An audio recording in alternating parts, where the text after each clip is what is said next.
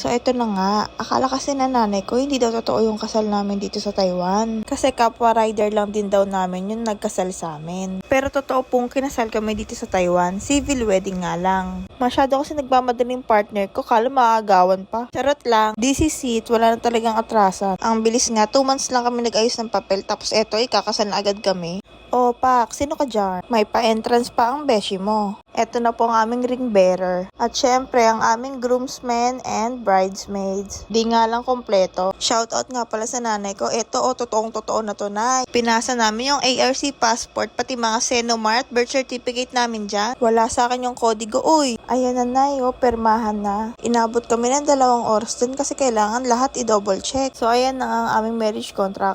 Bago ang lahat, meron lang akong itatanong. Meron bang gustong pumutol sa inyo? Ito yung sinasabi ng nanay ko na rider daw yung nagkasal sa amin. Civil wedding lang kaya walang seremonyas. At dahil kolokoys nga kami, kunyari siya nagkasal sa amin. So ayan, kinasal na nga kami. Ang daming check kung nanonood sa amin. Dami kasi namin pakulo. Kolokoy riders, to ride, to live, and to love.